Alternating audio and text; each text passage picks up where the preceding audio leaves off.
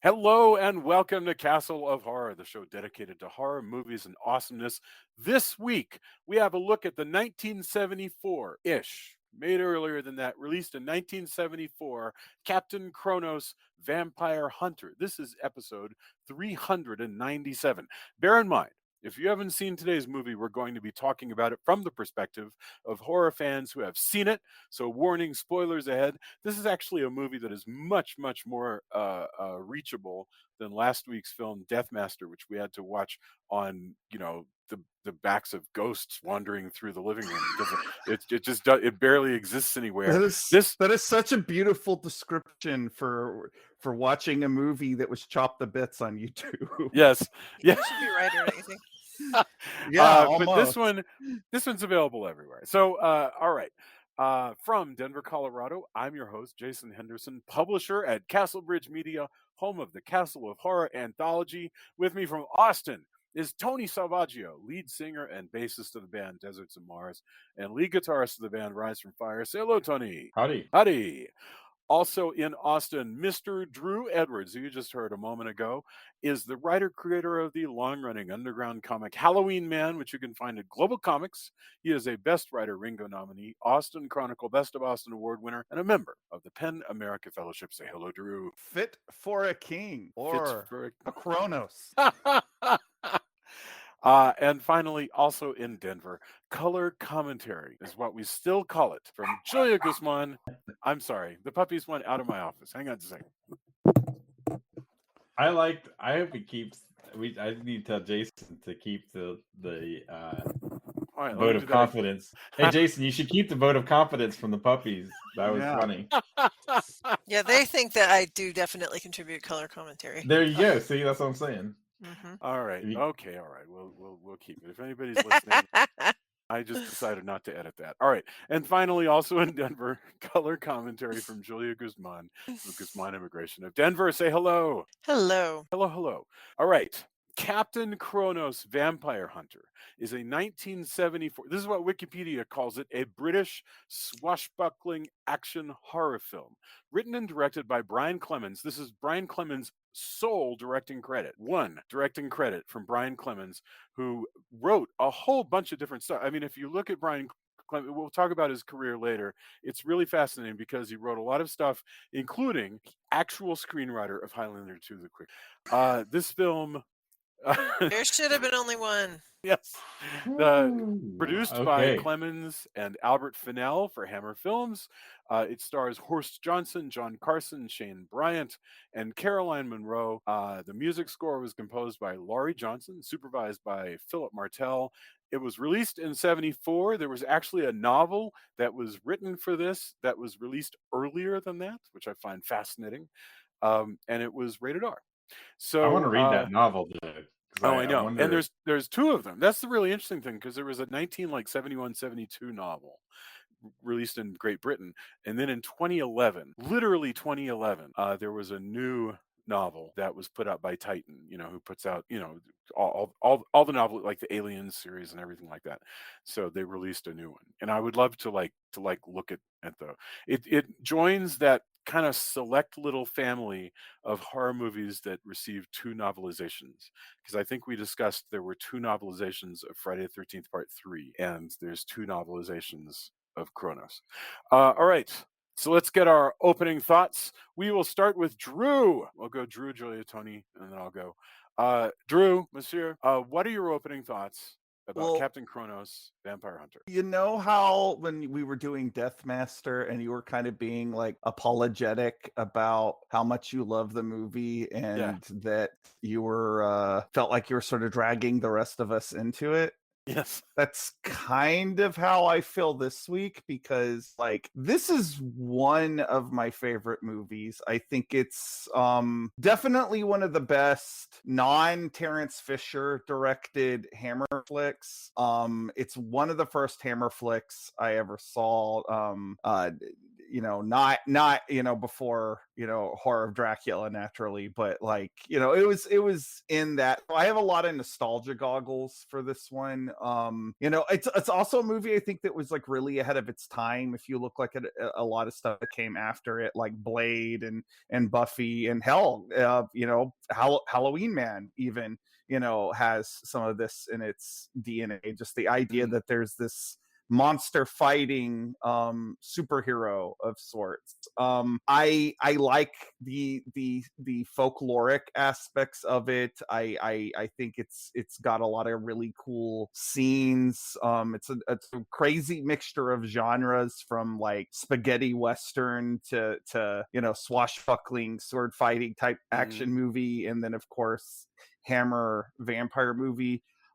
Watching it as an adult, there's certainly some problematic stuff. The aspects that it takes from the James Bond franchise maybe don't age it quite as well in certain respects. I'm certainly think that that's probably a topic we're going to circle around to. But full stop. I love this movie, and I think that I'm gonna I doubt it'll be interested if anybody even comes remotely to liking it as much as I do. But it's one of the reasons why we do this podcast, is to get all the opinions. Well, I'm glad that you've thought about this as much as you had. So I'm definitely going to rely on you to turn us towards topics that we may not have thought of. So that's awesome. And I'm darn curious, and I think Tony was saying something similar. I agree this is a fascinating movie, but out of all the movies you love, it's interesting that this is one of the ones that rises up to like a favorite, that you would watch over and over. I'm not saying you shouldn't. I'm saying that's fascinating, and I can't wait to talk about it more. Julia, Captain Kronos, Vampire Hunter. Or as I kept calling him, Captain Kronos. That I doubt like anybody listening, but that's a Captain Caveman reference. You're breaking up actually a little bit. I'm so sorry. Oh no. Are you? Wait, is The she only Wi-Fi breaking up to crappy? me or not to everybody else? Everybody? Oh, we may have lost our whole internet. I heard no, I some was just breakup. on mute. I heard you fine, but if Okay, Tony well, said that you said breakup, maybe make the Captain Caveman joke again, because the internet needs more Captain Caveman jokes. Okay, go All ahead right, and you take want to that scratch from the that whole top, thing? and I will. Yes, yeah. Okay. Okay, yeah. Go ahead, Julia. What about you, Captain Kronos, Vampire Hunter? Or as I referred to him, Captain Kronos. Every time he came on in any dramatic way, I had to yell that as a Captain Caveman I don't know reference. even. Do you think that our Our Gen audience doesn't Z, know Captain Caveman, but that's okay. do the You should look millennials into know it. Captain Caveman? I mean, that's. I'm just real curious. I know millennials are 40 years old now, but I'm just real curious if they know Captain Yeah, but Caveman. that Captain Caveman is definitely a Gen X thing. Anyway, Captain if you don't, Caveman was in that Scooby Doo movie from a couple of years ago, so there Yeah, you but go. not the Captain Caveman that I don't know, not the Captain Anyway, Caveman I have fondness for. Anyway, but whatever. it's a thing that I think of whenever I see Captain Kronos. I understand why Drew likes it so much. I think it's a lot of fun. I also understand why Drew is saying that it has some of the problematicness that the James Bond movies have as well. I agree with that. But there are some fun things about it. I thought it was very creative and just interesting looking, beautiful in a lot of spots. I like the whole youth vampire thing. Our kid was like, "Is is the vampire really taking their youth or giving them their old?" Giving them the vampires old, which I really liked that idea of like the way like heat and cold work. It's like if you're because it can work either way actually. So I kept thinking about it as we were going through. Anyway, so that was a funny comment. But yeah, I think it's interesting. There's some really neat stuff. I was not a fan, and partly because of the whole James Bondness of it, as you were saying, Drew. I confess That I don't know what you guys mean by that, so I can't wait to get to I it. was not a fan of everything about the character that we meet in the Stockades. Is that Carla or which one is she? That's Caroline Monroe. Yeah, Carla.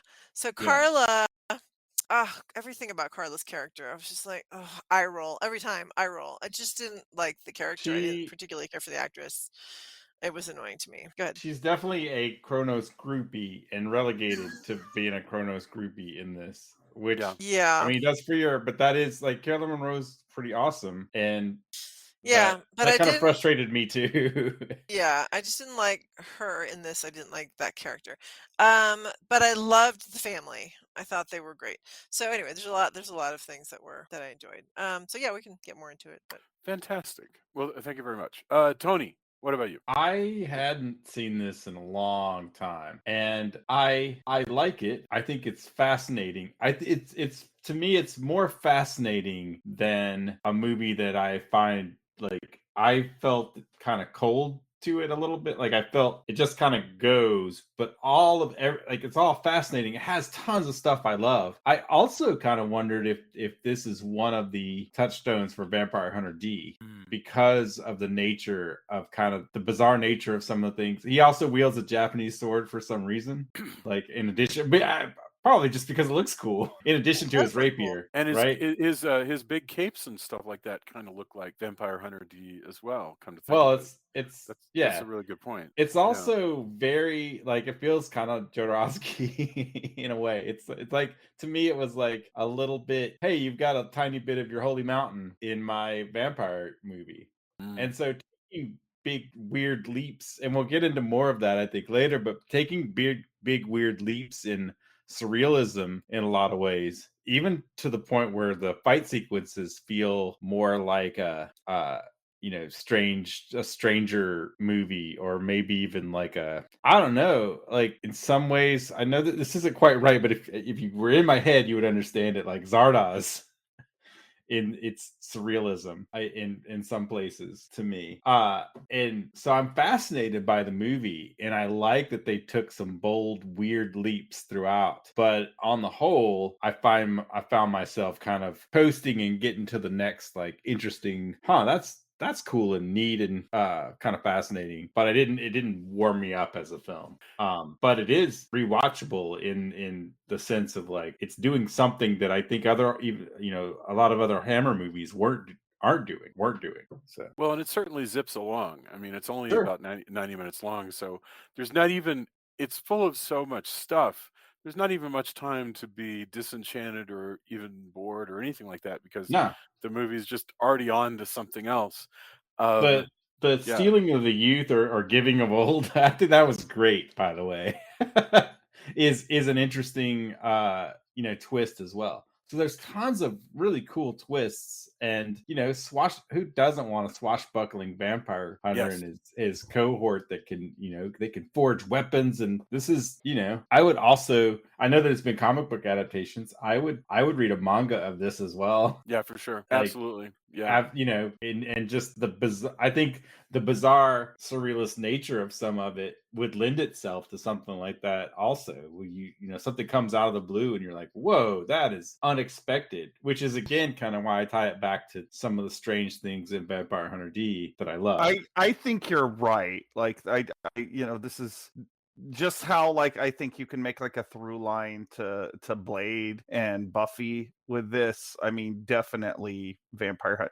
Like I think pretty much every horror hero that came after this owes at least a little bit of debt to Captain Kronos, because like they're just really, the only other character that's even remotely like this is Van Helsing in the first Mhm. Hammer Yeah. Dracula, and even like is sort of Sherlock Holmesy as he is, like he's still not an action hero on the level of Kronos. Well, you're absolutely I'm, right. and You're absolutely right. Yeah, yeah. he could show up. He would be equally at home in, I don't know, if he showed up. It's weird. Like I know I'm making all these weird references, but he could show up in Hawk the Slayer and it would be fine. Yes. Or anything like what was the Solomon Kane? He could show up Yes, like absolutely, it he fits in would with cross over. Like he could cross over with any of these, and I think there's a special kind of magic to that, yeah. right? Well, that Boy, I think you just nailed it right there with Solomon Kane, because I was trying to think, like, what is because yes, there's always been Van Helsing, and at least, as you know, Peter Cushing's Van Helsing did sort of carry around a doctor's case, and he had like some crosses and extra crosses if needed. But this kind of thing where there's a sense of a system, right? Where this guy's going to roll from town to town. He's got a crew. Admittedly, it's a crew of one, and then two, and then back to one. But he's got a crew, and he's got tools, and he's got methods, and his business is killing vampires. That is like, I can't think of any. I'm struggling to think of movies that have that concept. And after this, it's easy to think of movies that have that concept. Yeah. Not saying that they There's a stole great from this, there's a but great quote where Grost says, "Time for us to start work. Do you want to come along?" And Carlos says, "What work?" And he says, "Oh, didn't I mention it? We are vampire hunters, professional Yeah. vampire hunters." This is yes. Sure. so great. I mean, and you think of like, you're right about those Puritan characters, like Solomon Kane, and even some of the bad guys, like the witch finders. So they would roll into town and have all kinds of witch finding stuff. So to an extent, it seems like that concept has leapfrogged from this sort of. The Puritans, who we always have a kind of a queasy relationship with, first of all because we're often fairly sympathetic towards the so-called witches that they're after, but that concept that they're going to roll in with a vest full of trinkets that all will be useful. And James Bond, because don't forget, Yeah. this movie, like Drew says, this movie comes after 8 years, 12 years of the James Bond franchise. So to some extent, it's gathering all this stuff from other genres, and it very well may be that this lays the track for other things. I can't guarantee it. I can't guarantee that Joss Whedon No. never knew a damn thing about Kronos, but that is super possible. Isn't it funny that even the people who would definitely be the witch hunters use witch hunt as a negative? Yeah. You know, Oh, like nowadays, absolutely. like the people who would Absolutely. absolutely be, the far, the far right evangelical people or whatever, absolutely would be the ones going, "You're a witch," and then every time anything is against them, they're like, None "It's of Well, This is concept. none of those people would let Carla out of a stockade exactly after no way." dancing on a Sunday. I I remembered her line, and I haven't watched this movie in like 15 years, but I remembered her line like it was yesterday when they About come dancing on a Sunday. across Carla and they say, "What did you do, to get put into this stock?" And she goes, "I danced on a Sunday." I could never forget that. Um, It's because you yes. grew up with that. Yeah, that's true. That you So weren't true that I you never weren't thought about supposed to until you just you said weren't it. you That Well, I weren't it's did. an I supposed important you weren't line. supposed to dance. Yeah. It's an important line in the movie too, because it establishes that Grost and Kronos, even though one's a doctor and one's a military captain that allegedly comes from a blue-blooded family, that they have sympathy for the outsider, and they right. are, in a way, they're outsiders themselves because of what they do. So Yeah. it's a really, even though it's a short scene and it clips along really fast, like it does kind of do a lot of heavy lifting of, explaining what kind of guys they Yes. are. And like the way that they come into this new town, and even though they're trying to save all the people in the town are suspicious of them. Yes. So it's solid screenwriting. Credit where credit's due. I was There's a thinking lot about of this. Go ahead. there's just that there was something I can't remember what it is that somebody scoffs at after it's like they're hunting vampires. I don't remember, Jason, maybe you'll remember what it was, but they're hunting vampires, and yet there was something that Kronos is like, "Oh, that's silly." I can't remember now what it was, but I was like, "Really? This is what you've decided is silly?" And you're like, fully on board with the whole Gosh, vampire. I can't Anyway, remember. I We'll have don't to think about it It's fine. as we go. Yeah. By the I way, I Yeah. also, as I was watching it, not hopefully not to digress too much more, but Oh, I kind of wish that we had maybe even an '80s one with Michael York as the Kronos absolutely. character. He would have fit in great.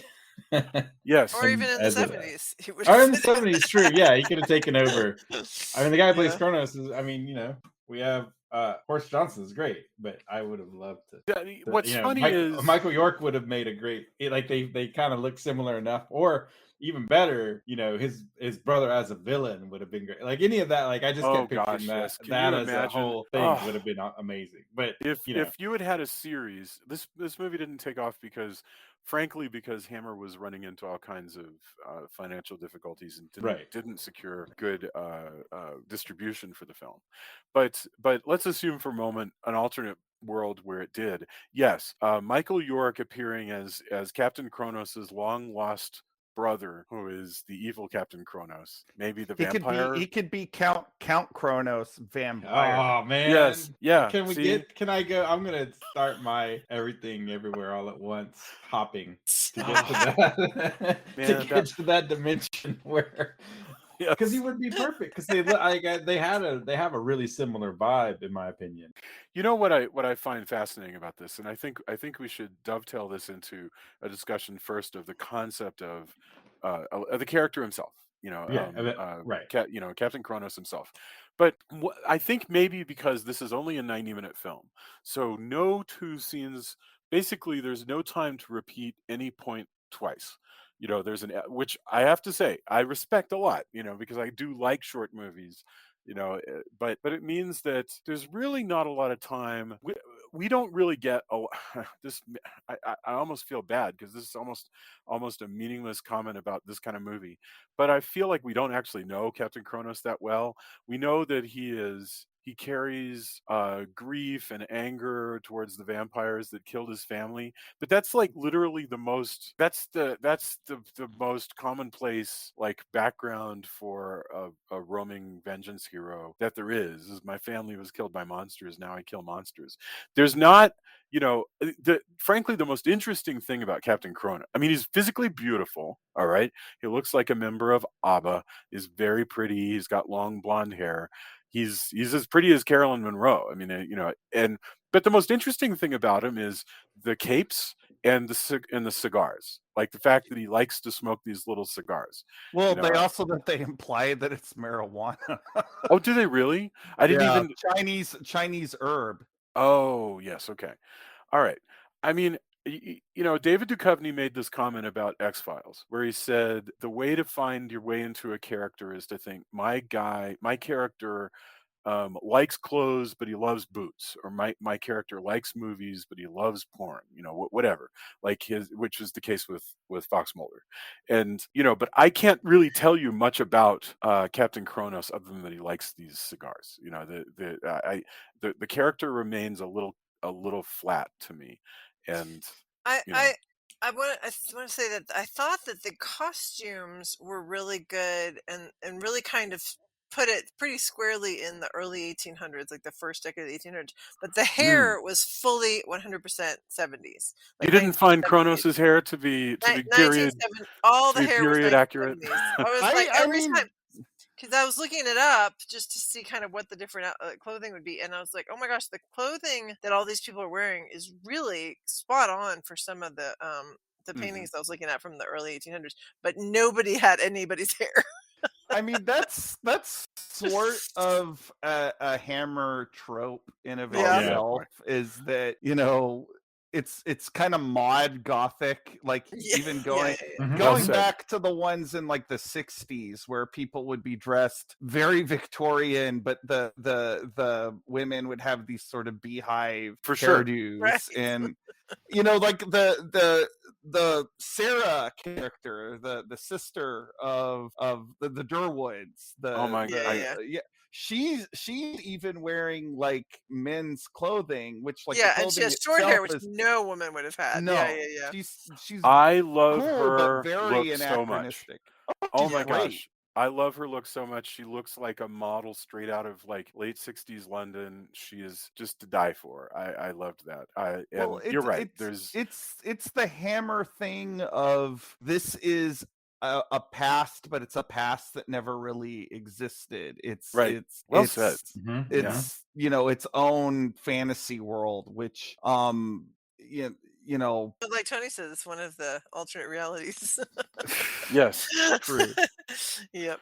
No, she looks so great. I mean, yeah, even in the world of Hammer, though, Horst Jansen's long golden locks are utterly unique. I mean, there's nobody else. If you go all the way back to like at least the Hammer horror world, maybe in some of their fantasy stuff like the Robin Hood stuff, you might have this look. But he is sui generis, and I Well, yeah, go ahead. the idea behind Kronos, and especially I think this is, what they went for with like his costuming and why he has the two swords and Yeah, the little cigars, which do sort of feel like they were borrowed from Clint Eastwood. yeah, that's right. That's absolutely Um, right. Yeah, but there's a commentary on the DVD of this that I have had for probably close to 2 decades now, if I'm gonna thinking about it. But the director says that when he went back and he looked before, when he was preparing to write the screenplay to this, he went back and he looked at all of the other Hammer vampire movies, and he said most of the time, Christopher Lee was this magnetic figure, mm, but very rarely were the heroes as interesting as Christopher Lee. yeah, Barring Peter Cushing, when yeah, they appeared together, of course. But Sure. he wanted to make a hero character that was as interesting as the villains yeah. visually, and I think that that I think really it was comes enough. Yeah. through. Yeah, Yeah. it absolutely succeeds. Yeah, Captain Kronos, you could have a doll of this character and you could easily point him out like, yeah, that's Captain Kronos. Could someone please do that so I can put it in my office? There's all those retro figures. It seems like that's probably a thing. Also as we're discussing this, and I do want to get to the character in the movie proper, but one thing I do want, if there were somehow more Captain Kronos movies, like I think it's fine. I relish the time when I think it's fine to go, what the hell? Why does he have a rapier and a sword from Japan? But I want to put it out there that I never have to see a movie where we see him go to Japan and get that sword. Right? I think too often somebody will go, "Oh, that," like I don't care. Like that's what makes it fascinating. I Like agree with you. maybe an aside, maybe a something like, but I grow kind of weary where nothing is a mystery. It seems like. Just You're sent you you're something in the chat, Drew. There is in fact a Captain Kronos action figure. Oh what? snap! All right. Well, I know what I want for my birthday several months early. Um, I gotta so say I agree with Tony. What Tony said exactly. I always want more character. I want more of an understanding of like so I could walk into a scene and go, I know what Kronos would do or what Kronos wouldn't do, but I don't really care about explanations about stuff well, that is you both are tying this back into what they were saying about the director was saying about the costuming, is that like they're kind of using his costume to develop him as a Right. character. Like yeah you can assume he has spent some time in the East because of the sword and everything. Like it's that he is a character that has been on a bunch of adventures Yes, that's prior right. to what And we've made seen. allies, right? Right. Right. And he probably has other, there's the doctor here, and there's probably many other Dr. Marcuses in other towns who owe different favors or, or still want to get back at Kronos for various. You're right. He could have a super long history. They say he's late of the Imperial Guard. We don't know what empire exactly, and I I We suppose don't don't he care, even and I don't really ever know want to what know. war that's going on. no, Tony's right. What war? Who cares? That's what makes it awesome. I think it can be fun to go, oh, but I think too often these days we fall into this, we as as creatives or even as Mhm. viewers fall into this trap of like, oh, that's where he gets his cigars from. It's that guy. Like I The best example of this Yeah. in that I always go back to, Tony, is that when this was kind of the point where I gave up on Star Wars. Actually, is I was watching the Han Solo movie that came out a couple of yeah. years ago, and Uh-huh. he's signing up to be a pilot, and the guy asks him his name, and he says, "Oh, well, I don't have a." I says, "My name's Han," and the guy is like, "Well, what's your last name?" He's like, "Oh, I don't have a last name." So the guy writes down Solo. He's like, Solo. "Well, you're because there's only one of you." Oh, I don't Traveling even And remember alone. that, and I'm No, kind of no, no. glad. I'm kind Yeah, of you're glad I traveling alone. forgot. Holy I crap! rolled my eyes, and at that point, I mentally checked out of Star Wars, and Yeah. I've never recovered it. I was going to say, from it sounds like you rolled your eyes so hard that you fell over backwards and rolled out of It's the yeah. theater. It's not in Well, Star then Wars. It's in Solo. But yes. that's but well, it's a Star Wars Yes. movie, is what Yeah, I yeah, yeah, yeah, mean, yeah. and like I have never felt the same level of affection for like it was so the writing was so bad. I was like, I'm done. Like even when I've like tried to come back, and I've watched stuff that is like admittedly good, like the Mandalorian, I just feel this disconnect because I'm like, nope, they fucked it up. I don't That does have have quite space that. bikers though, and I like the space bikers. Yeah. But I have, but you know, I'd forgotten about that, and I weep that I remember now. I mean, I'll forgive any Oh, screenwriter. whatever, you know. You know, you occasionally make a mistake, but I just you know, with Star Wars, I'll watch any of the theatrical films. That I won't watch anything else, and that keeps me perfectly happy. I just don't have time for anything like There is now a television lot Star of Wars. Star Wars, but And this there's not movie, if you avoid all the TV. So like yeah, if you just watch the movies, it actually is a nicely spaced out. But on the that's other hand, listen, I don't want to And especially if you begrudge don't watch the anybody. prequels. If you want to watch some Star Wars, watch all the Star Wars you want. I don't Sure. care. I I mean, you're right. That was my snobby moment. no. Um, That's totally No, that's I totally fair. think, but what you're saying is, I do miss the day when I think your comment mirrors mine. I think we spend too much time having to explain things when I think a lot of the coolness in this movie is you don't know anything about this guy. Right. You have a And million hints. and you're So just which is like and what some of it's confusing and bizarre. this Like is how awesome Wolverine was back when we didn't know jack shit about him. I exactly mean, all of what please more of mystery. Like it's okay everyone. Let's keep mystery to like that's what keeps us coming back. yeah. You know, boy, you brought up the Man with No Name, and it strikes me there was all of this hinting around about the American Civil War and references to it, but always oblique. Like, Mhm. you know, the Man with No Name's past certainly somehow involves the Civil War a little bit, just not very much. And I that's what I love. That's what happens when you take the American Civil War and then have an Italian do a story that kind of follows it. So So anyway, getting back to yes, the movie, I have a question for you. yeah. As we're talking about, him traveling from town to town, does it seem like to you that these vampires are standard, or are we encountering the oldifying vampires? Is this a new form that I he's almost discovered? wish that this was not the plot of the first and only Captain Kronos movie, because I kind of feel like we need to establish. I get it. They're like, you guys know what vampires are, but I really kind of feel like they need to establish what vampires are before they start showing us exceptions. And these No, guys are no. That's yeah, what definitely but I'm I think curious. If you think that if what you think, do you think these are a different breed? Because he kind of reacts that way sometimes, and others not. Like, oh, they're vampires. And I was curious they're what you well. thought. definitely not the standard issue because they have to go through a whole series of tests to figure out just how to kill one. Right, Right. right, Right. right. So, Exactly. That's cool. Like It, that's yeah, it's Yeah, and cool. they it's He's can like, go totally out. cool. Yeah, I they can know go that out in the there's a daylight and thing, everything. Mhm. and I hunt them. But what do we have on our hands this time?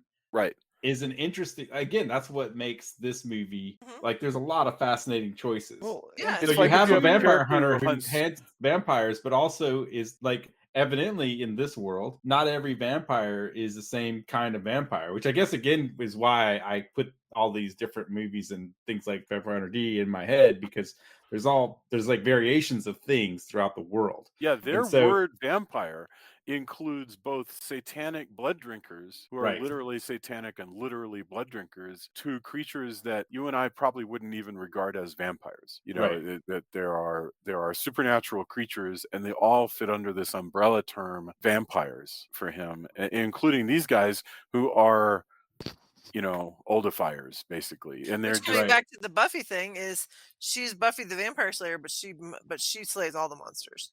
Right. right, and mostly demons, honestly, Yeah, truly. and I think that's probably fair to say here. But anyway, their word is vampires. It's a vampire. Well, to Um, your point, Jason, I think the attitude of the producers and definitely the attitude of the director is that this you've seen the traditional kind of vampire in all the other Hammer vampire movies. They were Right. trying to do something different, but they also keep it open to where, like, say this had been really successful and they wanted to bring like the Captain Kronos in with the Christopher Lee, Dracula and the Peter Cushing Van Helsing, they could have done that. Like, and it's not, nothing would have been contradicting anything. No, you're absolutely correct. And that's they roam town to town and they figure out, just like a serial killer called in by the FBI.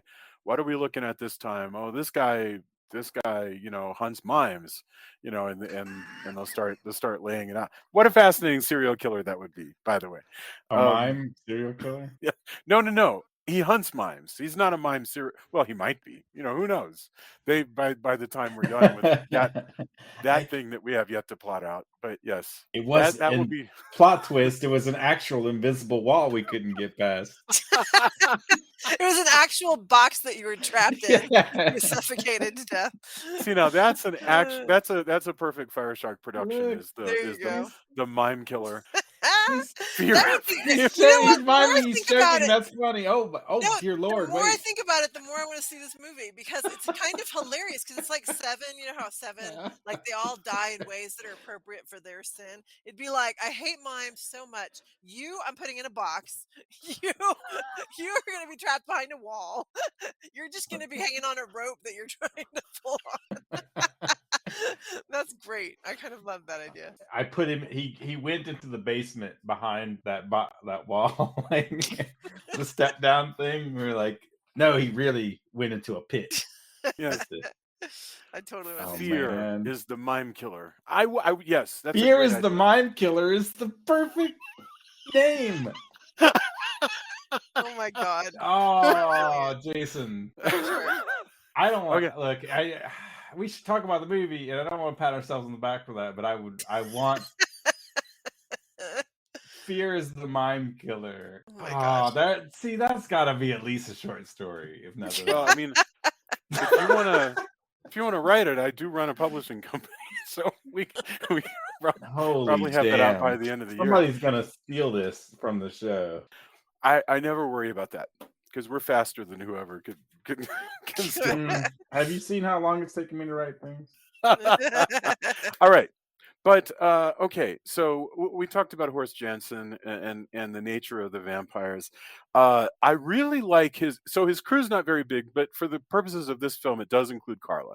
Before we get to Carla, let's talk a little bit about Professor Hieronymus Grost, played by John Cater, and I like this guy. He's the one who does he's the Willow to Kronos's Buffy. He's the one who does the research and figures out he has all kinds of gadgets, but they're all like Regency era gadgets, including little wooden boxes of Some very ornate wooden stakes too. yes, yeah, Absolutely. No, they were so beautiful. Yeah, like I was thinking they look like flutes. I was like, is that also double as a flute? Oh yeah.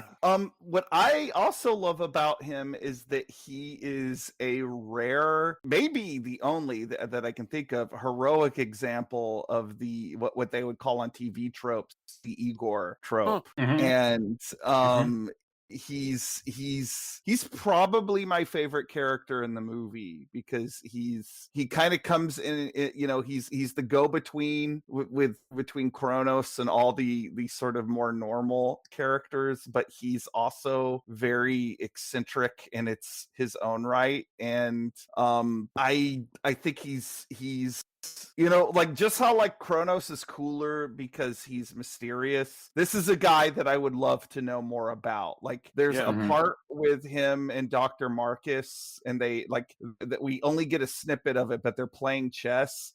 I would love to have seen like a longer version of that scene where we get to learn a little bit more about Cross. Yeah, Yeah. yeah, he is. He's great.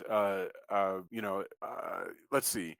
it is funny that later on in like the Buffy world, you would break this into two people, one who does the research and one who makes the stuff. Well, And but you and do it, kind of have that because you have Gross and you have Marcus, and so there are that's the two. true. Well, and now and you do have Carla at least in this film Carla's does useless. manual labor, but Nope, hmm? nothing. She did not need to be there. I'm saying Carla did not need to be there. I don't think she has a function. I um mean, she's there to be The very girlfriend. attractive to Yeah, to be I be. the I hot, I mean, the I hot just wish. I girlfriend. wish she was more. Again, I'm with you, Julie. That I on this viewing, I found it more frustrating that she's there to kind of smile and be wide eyed, and that's an okay supporting character, but But she she's could have awesome had a function. actress, You're right. There's and plenty of work to be done that she. No, I don't mean and like in terms of like making things and researching things, whatever. She right. could have been more useful. But yeah, she is relegated to basically a Kronos groupie. That's how Yeah. I thought about her the whole like it's eventually true. as I was like, oh man, like she doesn't have nearly as much agency as you would think someone who who dances uh on the Sabbath in the middle well, of Yeah. but town full of also people who the hate her dancing in the Sabbath. the guy that wrote all this was a guy that came from the Avengers, not the Marvel Yeah, Comics, the Avengers, but yeah, yeah, the British, so which typically had fairly Strong women. interesting yeah. female characters on it, and Well, I'm and I there are interesting female characters in this movie. She's just not one of them. Yeah. yeah, but she is the main female character, which is why it's problematic. Like there's the this is why I was talking about how it's kind of seems like it's got a little bit of DNA from James Bond. Is Mm. she's literally like she does have a function, but unfortunately she's just kind of there. She has. For, That was a good Freudian slip. She has it a was. function. Yeah, she's there for Kronos to have sex with her, and she's there for Kronos to talk to briefly when he needs to have a reason to say his origin story, which is of course Right. after they apparently had some kinky sex. Right. So like it's problematic, like and all that I stuff, like like this movie could remain sex positive, like you could still have that stuff in it, but maybe give her a little bit more, don't just have her be the damsel in distress, don't just have her be someone that is basically just there for male characters to like vomit out vampire lore Well, there also like needs to be more of a if she's going to have a purpose here, she needs to have more of there needs to be beats to her story. Like right now her story is a long flat line. They pick her up, she doesn't ever, and she immediately is part of the group and she's attracted to Cronus and so it's a done deal. Whereas if you wanted to be interested in her story as to like whether she's gonna, you could still be old fashioned. If you want to know whether she's going to be into Kronos and sleep with Kronos, have her begin not wanting to sleep with Kronos and not being interested in him, and only grow interested in him after he is interesting over a period of time. Like like well, I it's don't not like even we don't know actually how to have write problem romances. I Go don't ahead. even actually have a problem with her being like, this guy doesn't have to be my Mr. Right, he's just Mr. Right now, Mhm. sure. that could be fine, just like she doesn't have a whole lot of agency It outside of could be. that. I'm just saying there are I mean, ways she that you does, could and make she's this more just like, interesting. hey, I don't have as much of a problem. I just, it's again, the story is what it is, and I I don't need to make up everything, but I do like as I was watching, I'm like, I think it's fine that she's like, hey, I'm gonna have fun for as long as Captain Kronos is in town, cool in the True. gang. No, fair. Yeah, I guess that's true. Well, that's kind of like I do look. I like Caroline Munro. She's one of my favorite like sort of recurring Yeah. genre actresses of She this was one of time the few period. with an actual contract with the studio, so that she just Yeah, like just she's got paid she's and went in movies, and and yeah. she's does as much as she can, and actually I don't have too much of a problem with her relationship with Kronos, because this does have a Yeah. certain amount, it is slightly progressive in its attitudes towards sex compared to, like, if you look at like maybe some of the other Hammer movies, Mm. like the Karnstein movies, which they actually reference at some point in this movie. But like those movies have a much more patriarchal sort of old-fashioned idea toward like having sex outside of marriage is wrong, blah blah blah. Right. Like this, it never judges any of these characters for having casual sex, and I think that is interesting and progressive.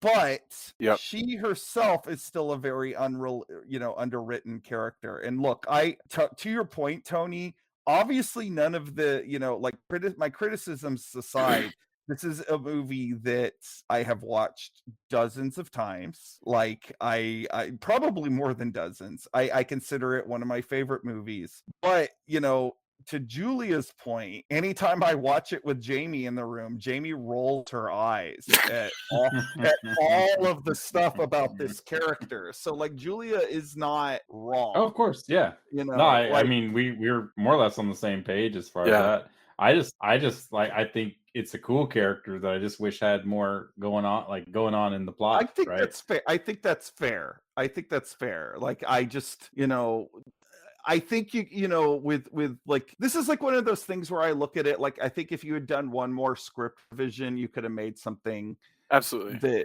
that worked. But it's a B movie, so She's I gotta say though, if you're listening to the and there are people who do this. If you're listening to this show but you have not watched this movie, she is beautiful. I mean, Carolyn Monroe is just an amazing figure of the 70s. I mean, well, and she's the physical model for Talia al Ghul and oh Batman. really? Yeah. No, I mean, yeah, she's amazing. So definitely well worth what and maybe if we had sequels, we would have seen more of her. In the comic book sequel, this character sticks around. I mean, at the end of this movie, spoilers, they The leave her comic book behind, that's based on this, which I have not sequel read, by the comic way. book, it's great. And like I wish that they had, that we lived in a world where it was a movie. But yeah, she's still part of the crew, and I don't understand why she doesn't be when they're like, oh, we're going to the next town to fight evil. I think I would have much rather liked it more. She was like, look, I don't care if you're gonna have a side piece in the next town, because I get that you're like vampire hunting Lothario, but Right. I've proved my worth here and that I can hang with you boys. I'm part of this we're a vampire hunting trio now. Yes. Oh, I agree, Sure. because he could have just kept picking up more and more, crew members. I also find it really interesting, by the way, that Carla raises the question: How come we do? And this brings us back to Kronos's. She goes, "How come we do the manual labor and he does none? He just sits cross-legged and meditates all the time until it's time to pick up the sword and go kill some vampires." And this is what Tony was pointing out, and Drew, you may have as well. There's some weird, like, I don't even know what is going on half the time when Kronos is meditating and at the point where they're like making weapons. Kronos covers his face with cloth and is sitting cross-legged. I know this is all very meaningful, and I don't I even love know. it. I think it's more the surrealist part of it because and then he gets up and disappears in such a way that she falls over. Like there's a gag where she's like, Right. "Whoops," because she has her head on They do that a couple head's times. on her lap, Yes. and Yeah. like I don't know. but that's the part of the like I said, like the Holy Mountain meets Hammer Well, part I of mean, I it haven't are seen these weird Jodorowsky, so I'll bits. take your word for that. But to me, I this mean, it's strikes not me as like kung directly, but fu kind of stuff. it has this surrealist moments that I kind of in my head it makes sense, and I think people Mhm. who have seen it like understand. But there's odd parts where it's like I don't know where that's coming from, but it is kind of cool that it's there. It's something else. Like I also like they're kind of having to figure things out, so they're doing things like, well, even though they're not always successful, so they put traps out in the woods to catch a vampire, and then not realizing like, oh crap, well, it can also become a gigantic freaking bat that kills people. Yes. Um, Yeah, that was interesting. which is like there's all this like I said, there's cool stuff and they they're also super fallible because they don't start catching the vampires, and even at the end it's That's a kind of very good an point. aside where the Yeah, vampires almost get away with it. yeah. We Well, and they should have an as we're moving through, effective. but they're trying all these things to figure out. So first they go, well, we're gonna stick around because we need to hunt the vampires because this town has some stuff going on. And then but it also involves, hey, we don't want you around here kind of guys, because there's the fight in the bar where Yeah. he gets to use his swords, which is Well, that always kind of a uses a good thing. trick that I remember from Grimjack, but surely had appeared before this, where the guy with the samurai sword swipes so quickly that he kills one or more than one person, like before they know they're dead, right? Where he just Yeah, goes, yeah, yeah.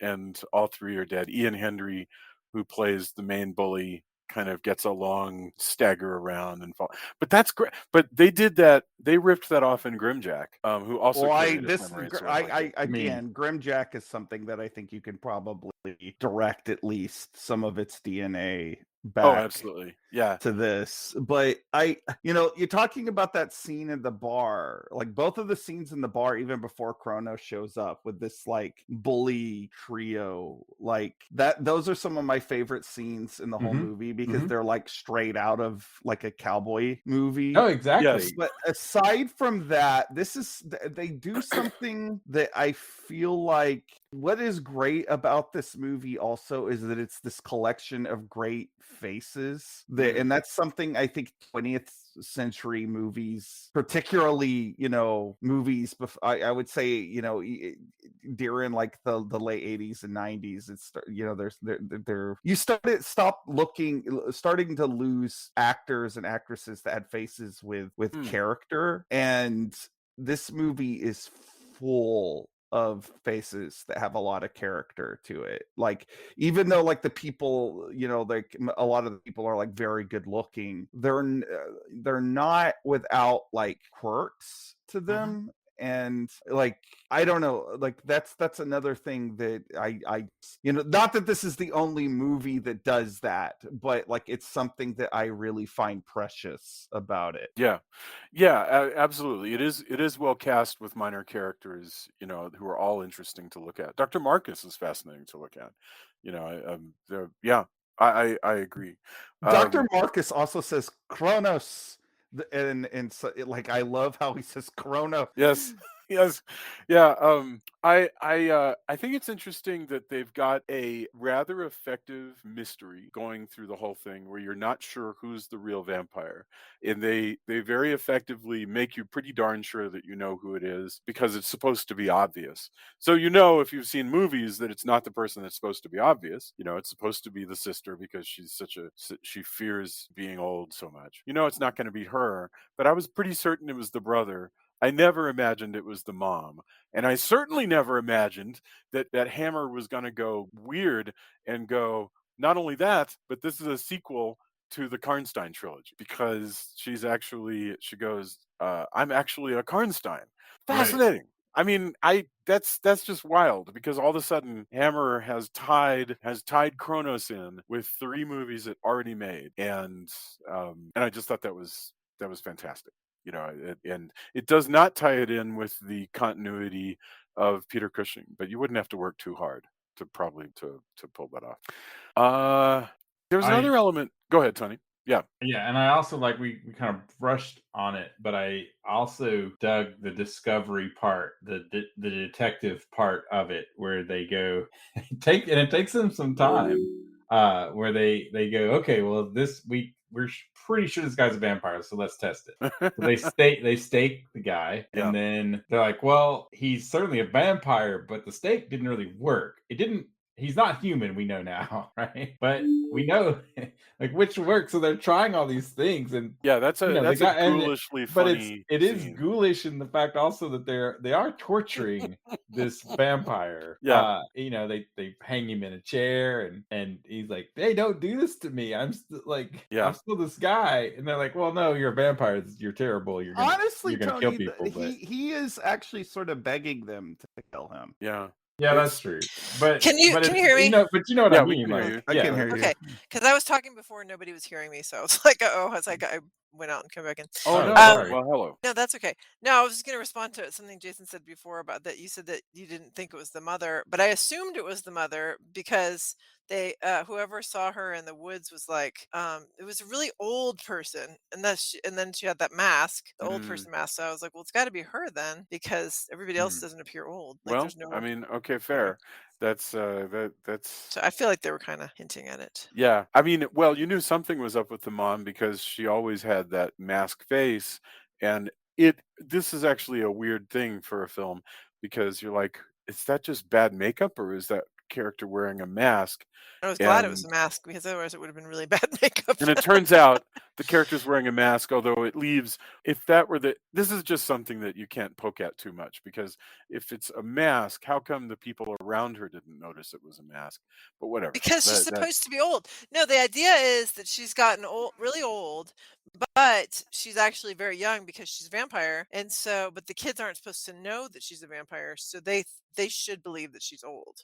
yeah, Well, but that's she's a also terrible keeping yeah. to herself a lot because she's, like sitting in the dark. She's not really eating her food. Yeah. And apparently, like up until fairly recently, she was still, attractive for an older woman. And when her husband died, she like kind of let herself go. And so, the kids aren't noticing it because they're vain and they're kind of disgusted by her and her Yeah. grief. Yeah.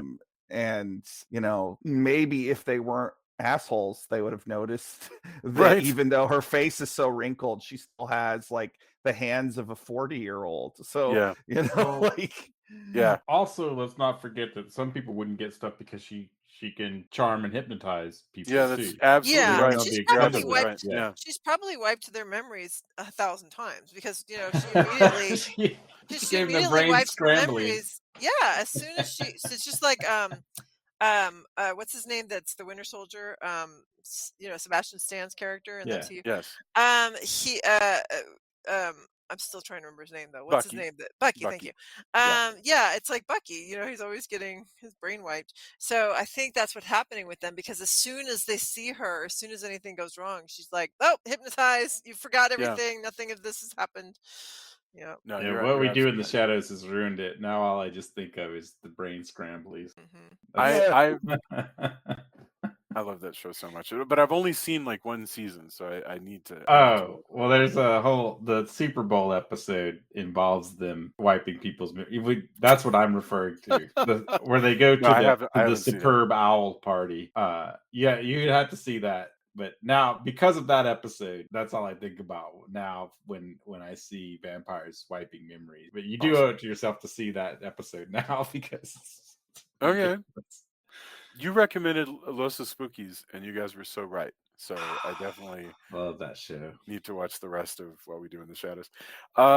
There's something else that I wanted to mention on this before we wrap up, and that is even though this is a Hammer movie, and Drew made a point about how the director wanted to go out of his way to like structure it differently. Let's pay attention to the hero. Let's have different kinds of monsters. But the other weird thing, because this monster is able to move around in the daylight, this is an extremely daylight movie, and that's Hmm. super weird. And it doesn't. I know it's got a lot of stages, but it doesn't feel as stage bound as Yeah, other even Hammer when they movies. go to sleep, I was like, I guess they forgot to make the night and the day for night because honestly, it's daylight. the scary, like, it's in terms of like a horror scenes, the to me the creepiest part of this whole movie is where you have like the young couple walking in the woods, and there's all these sort of little dips Yes. in between, and like she goes up and down and goes up and down until she doesn't come back up. And Yeah, that was it's great. Yeah. so simple, but I love it.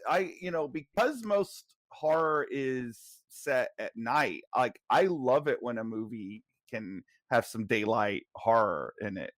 And Like for that reason, because of that scene, I thought it was such a bad plan when they were talking about using Carla for bait. Because I'm like, what? You have this is a really fast vampire. This is not. You don't get like they don't. Of course, they ended up being quite slow at the castle or at the house, or whatever.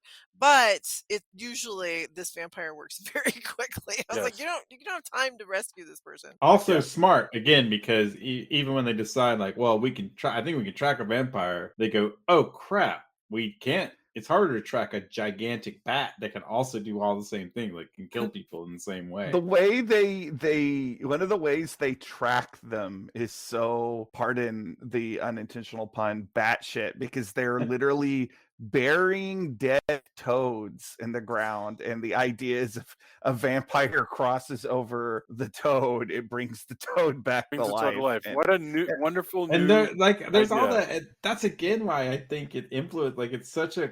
There's so much interesting mythology in this, Hmm. and that you have these fallible heroes who are discovering possibly at each village. I mean, I'm sure there's some village where it's an open shut case of like, oh yeah, we fought those vampires before. This is what you do. Let us take care of it. Yeah, it's But too bad that here it we didn't get become a monster of the week story thing because it would have been fun. Yeah, like it yeah, absolutely would. the fact that we have them have to go out like well, we know what it is, but what type of a thing is it? Is that's pretty cool. I think it would have been a great TV show. I think it would have been a Mm, really fun, just like you talked about going, they're tired of packing and unpacking. Yeah, Yeah. like right. going town to town. Yeah, the idea that they're like, it's just going from town to town, Columbo style, and solving Yes. monster problems Well, for Poker everybody. Face style. Columbo stayed in L.A., but Okay, then Incredible Yeah. Hulk style, whatever. yes, Yes. Yeah. I found it interesting too when he like the way it's cut and even to the fight sequences like there's a scene in a graveyard where he fights a bunch of people hmm and that is both interesting and a little bit like whoa, who cuts an action scene like that, it What was did you so think many. comparing that to the swashbuckling scene at the end? Because I didn't get much out of the graveyard scene. I thought the sword fight scene was pretty good. The graveyard Yeah. scene, Well, no, what I'm saying is the graveyard scene, the way it's cut is just different than like it doesn't have any of the instincts of a sword yeah, fighting scene that I expected, right? And I don't know, and it draws this line between like it the intent or was that the way did we cut this footage together to so that we don't have as many takes? the And I don't final know battle or the scene in the graveyard? no, the scene in the the scene in the graveyard where graveyard the because only way you know it's yeah. Go ahead. Sorry. it's all cut like angles you don't usually use when you use a fight scene in general. Like, I mean, of course, this does it. There's other examples that are I know that are similar, but the way they decided, and they don't actually make it. Usually, you're showing off like how cool his sword play is, and they don't exactly do that. It's a interesting scene, and but it also is fascinating to me in like, well, I don't know why this is this way. But I think one of the reasons why, at least this has always been my assumption, is that first of all, this is a fairly short run time, so they wanted him to defeat all these guys quickly so they could get right, to the final battle. But also, these villagers are attacking them because they think that they murdered Dr. Marcus in cold blood. They don't realize absolutely. that they're vampire hunters. So he just like every person we've seen come up against Kronos in this movie, he absolutely destroys like very Yeah. quickly. But these guys, yes, he sends them packing, but the emphasis is mostly on that he is disarming them. Right. Like And I'm not he talking about the reasoning or the thing, but I'm talking about actually the mechanics. Mm. Since I kind of watch so much action stuff, the mechanics of how it's cut together and what they show us, I found fascinating in the way that they decided to cut that scene. That's it's my like it's a pretty scene. Like It's I bizarre. It it's adds very to it this is very realism weird. again. Is kind of where I'm going. You know. Mm. And the sword fighting, yeah, the sword fighting is really great in the house. I like the whole thing with the sword fight at at the castle or whatever it is, Hmm. because I really liked that because so this is fantastic for anybody who hasn't watched it. The mom, like I said earlier, hypnotizes the kids in order to wipe their memories that they know she's the vampire. So now they're hypnotized. They're standing there, just in a trance. And then she goes to hypnotize Kronos, I guess it was, or whoever. But they've put a mirror, which I didn't understand why before, but then I got it. They put a mirror on the sword. They attached a mirror to the sword. So Yes. he holds up the mirror so that when she goes to put him in a trance, instead she ends up, like, is it who is it that turns people to stone? Is it Medusa that Medusa. turn, like, Yep. yeah, or the weeping angels, where you like put two weeping angels in front of each other so they turn each other, so they freeze each other. It's that whole idea that she's looking at herself now, and so she puts herself in a trance was hysterical to me. I just thought it was just so clever and awesome. So now Yes. she's in a trance. Her two children and one other person who I can't remember now who it is. And so I the whole fight is around these basically mannequins for all intents and purposes. So I just thought that was really clever, of like having them fight around this. even though they're barely in the movie, like I love this actress playing, the mother and the guy playing the dad. Like I like Hmm. his look too, with like the scars on his face that I'm Yeah. assuming are fever scars Well, or no, they said something he died of because the plague. That's what the kid said. yeah, He died of the Yeah. yeah, plague. Yeah. Yeah. but like and what's great about the final battle as well is that this, just like I was saying, this is the only guy that gives Kronos a decent fight this whole freaking movie. Hmm. Like, if you go off the rest of the movie, you would assume that, Kronos would have this guy, killed toot sweet, and we'd be looking at the opening credits. But it's interesting that they've made their hero like so formidable that we have to know that this vampire swordsman that he is now up against, Yes. like, it has to be like an absolute badass. Just that he's like, he comes close to killing Kronos. Like he Although it's cuts. such a Yeah. fast movie, it would be good to give him a little bit more at the if Rocky's gonna fight somebody, you kinda wanna see him bash a couple other people before he gets to Rocky. But yeah, I No, don't. I no, I think you're in don't this think I case, need I it. no, in this case, I think it's nice to get a reveal of like this guy just runs through everyone, or 6 or 8 people at a time. I can't remember how many it was in the graveyard. Like at 3 people at a time in a bar, right? yeah. And then like, so you really do get that.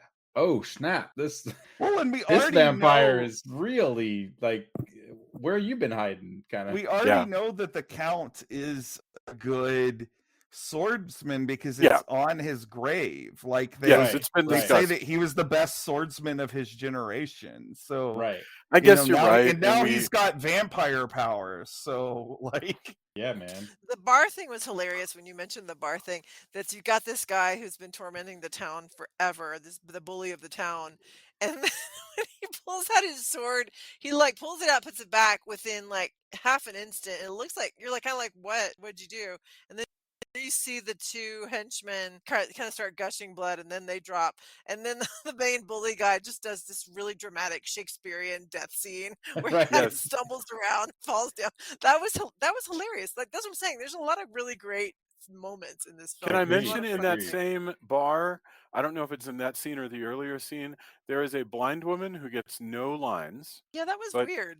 she I don't even know sits if she was there blind. She was just with this blindfolded. goblet and a plate, this sort of still life in front of her, and her eyes are covered with a sort of a kerchief. And I don't know what's going on with this character at that all. Like also feels very spaghetti western, though, for it whatever was so reason. strange. Maybe she was like a fortune teller or something. But the thing is, they didn't. If there was a plot for her, it got cut. Yeah. We don't know what Hmm. happened with her. Well, so I know we're bouncing between It two different reminded me scenes. of the witch from Hawk the Slayer, which is another reason why maybe I thought that, like, Mm. who has the blindfold but has an eye in the center. Cool. Yeah, Um, I don't remember if I ever saw Hawk the Slayer, which is shocking, but that does sound familiar. So maybe I'm imagining Um, that, or maybe I saw it.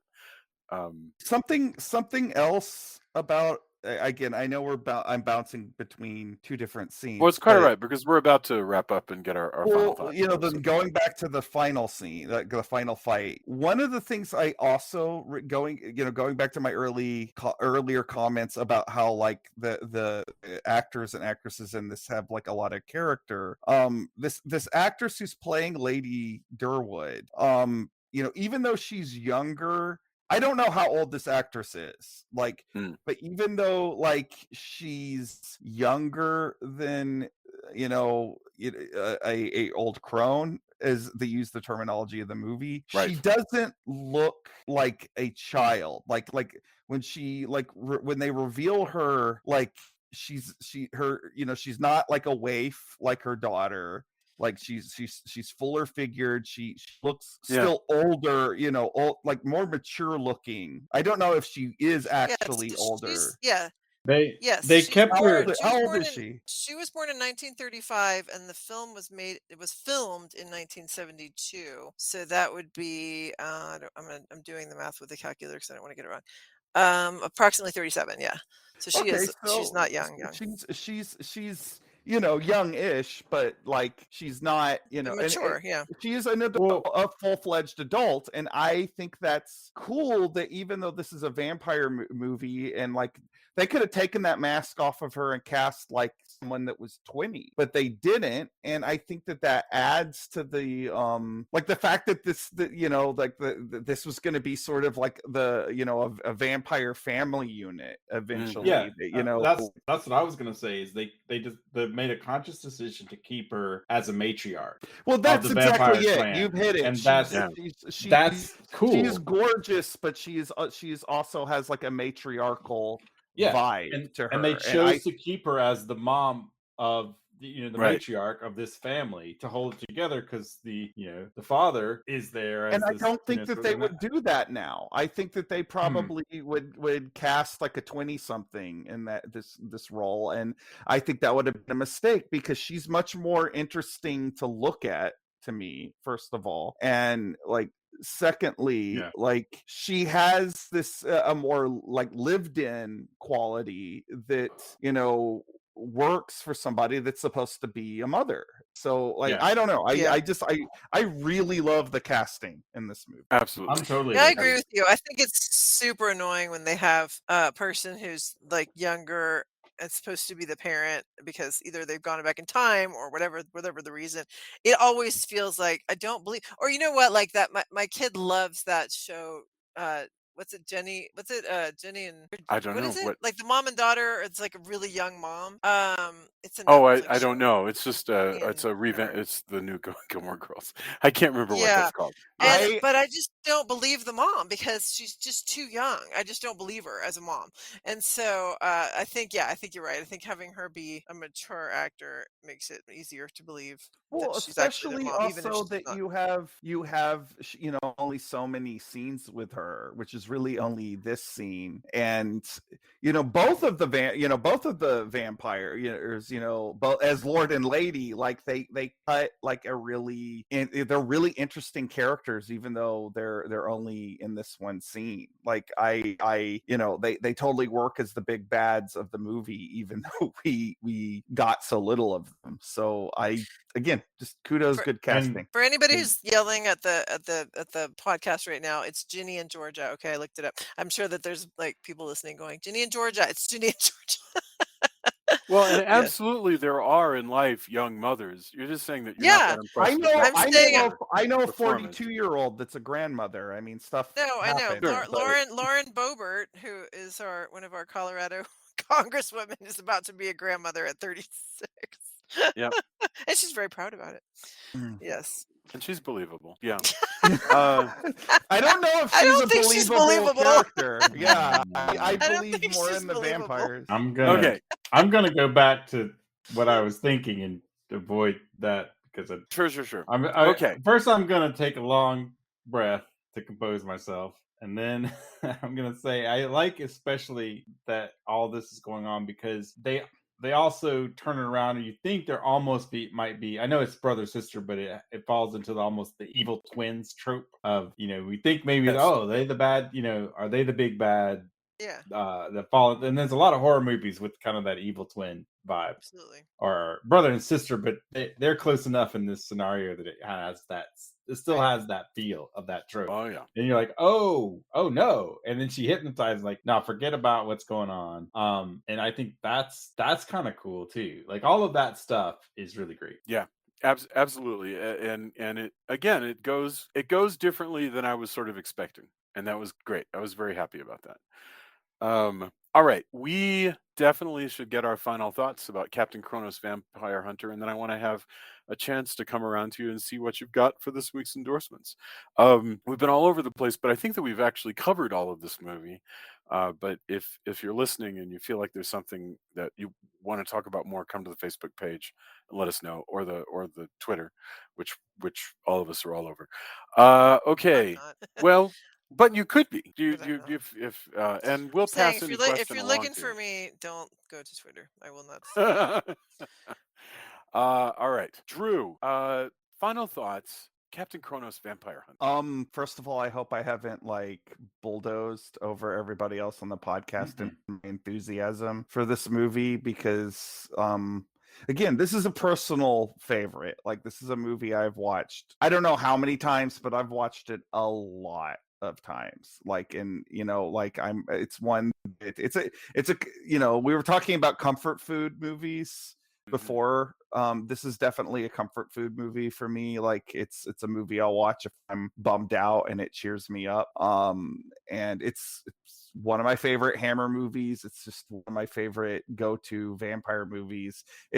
I think it's so stylish and so unique and yet still so thoroughly a Hammer movie. So I think if you haven't seen it, although I think our target audience, the other thing that's is that you should check it out. But I think most of our target audience on this podcast probably has seen this one at least once.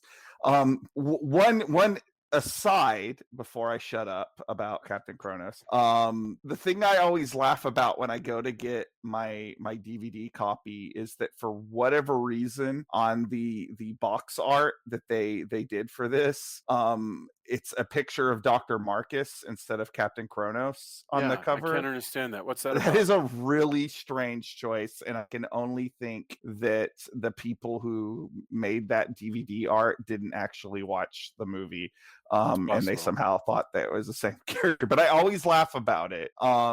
Anyway, love that we finally got to discuss it because I've been, low key pushing for it for a while now, and I'm glad that everybody more or less enjoyed it because, like, knowing that we're gonna do this, I think Jason says this a lot. Like, yeah, showing a movie that you really like to other people. There's a certain vulnerability in that, and Mm. I was feeling some of that going into the podcast tonight. Huh. So I'm glad everybody more or less enjoyed it. I'm so happy to hear that. Julia, what about you? Yeah, no, I did. I got a kick out of it. Like I said, I think there was just a lot of neat things that I had not seen in other films. So even if, as I want to do, I forget which movie had this thing, I will definitely be. There will be a lot of things about this movie that I'll be like, oh, and then there was that movie that had the, whatever, like the sword fight around the people that were. Which one was that? I'm bad about remembering the names, but yeah. So I think it's a memorable film. And there's a lot of neat stuff about it. And yeah, I would like to see a version of it with a just much more interesting Carla. That would be, if they were going to remake Hmm. it, that's what I would want to see different. Yeah, yeah, very good.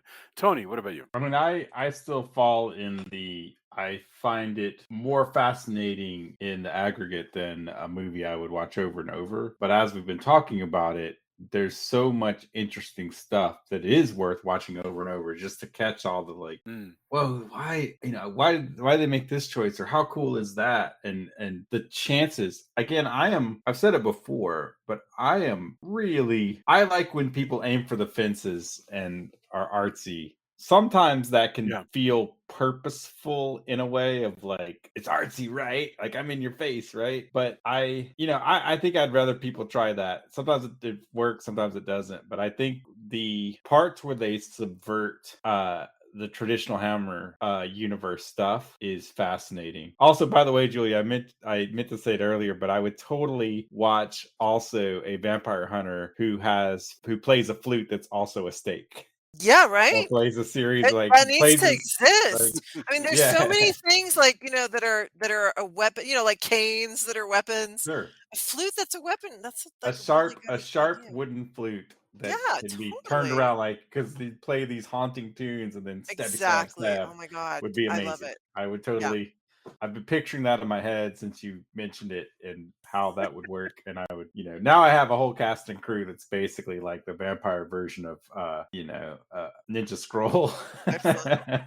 Yep. um Yes. but Yes. like I think that there's so much fascinating stuff, and I would have loved for there to be more of these that just showed us a bunch of different monsters and stuff. And again, great casting, fascinating choice. Even the stuff that I don't even know if it works as much for me is a fascinating choice and makes it interesting to watch. And if somebody gives me that, I'll take it. Yeah. And I'm with you, Drew. Every time I have something I'm really fighting for the podcast, like everybody watch this, I'm always like, is this gonna be the one? Is this gonna be the one where it's like, Tony, I don't know why you would do this to us.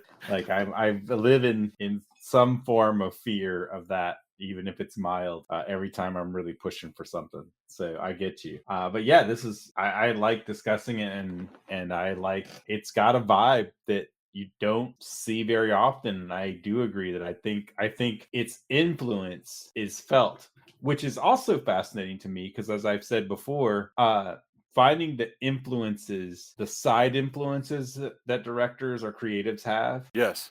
when you stumble across them and go, I just this has to be the thing that they did, right? Like I didn't know this. I love that discovery. And it's also why I always advocate, like I've said before, like go back as far as you can.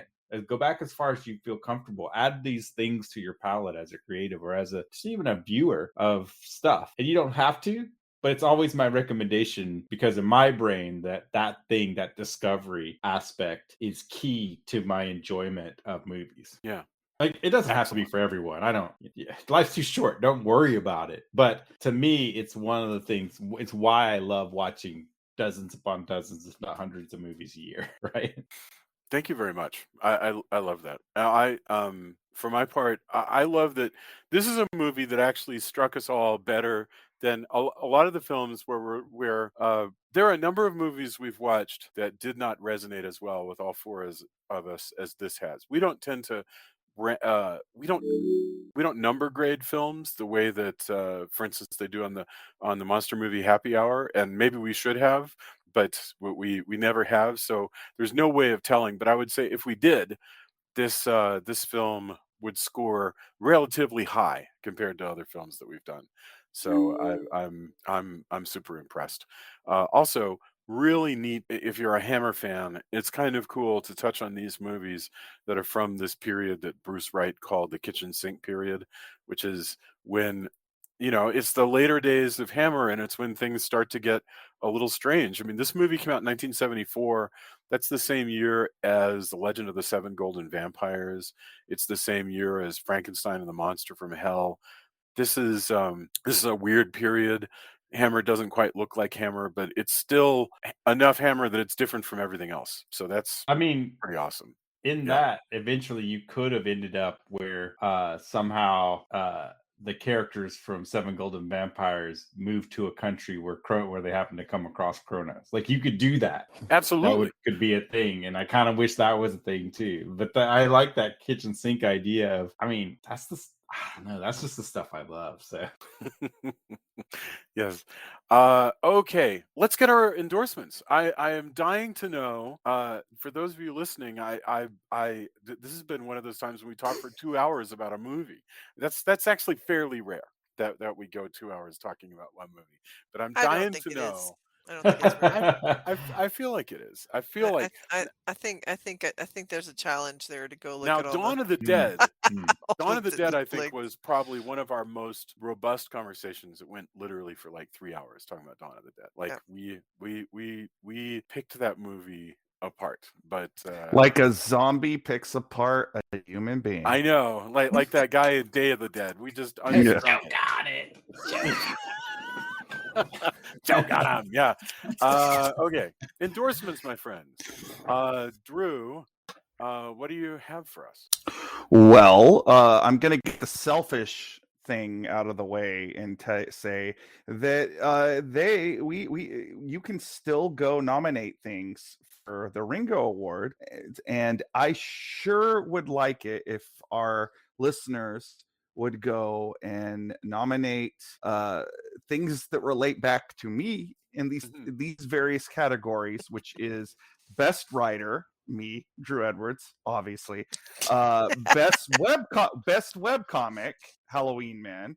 Best hero, also Halloween Man, and best publisher, Global Comics, because they save Halloween Man from dying with Comixology.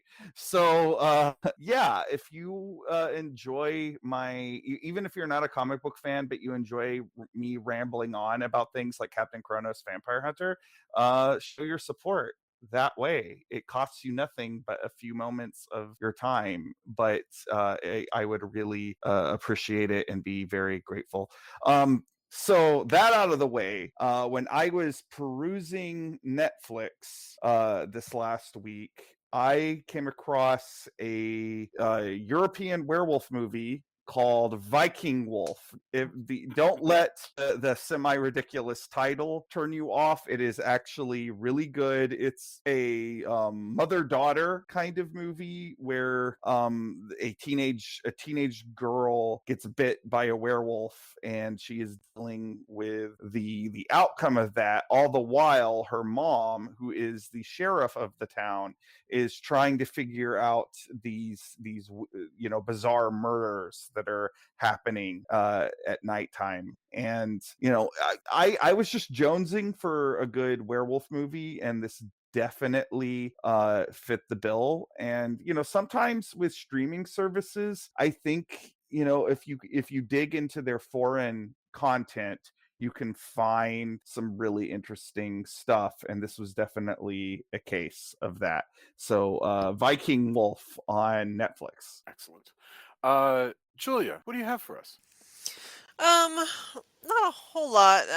Jason and I decided to watch Creed 3 in the theater, so we had to watch Creed 1 and 2 first. And I actually really liked Creed 3. I thought it was fun, partly because Jonathan Majors is fantastic, and it was really neat seeing him in this part after seeing him as Kang in the Quantumania. But also because there were some interesting choices that Michael B. Jordan made in directing it.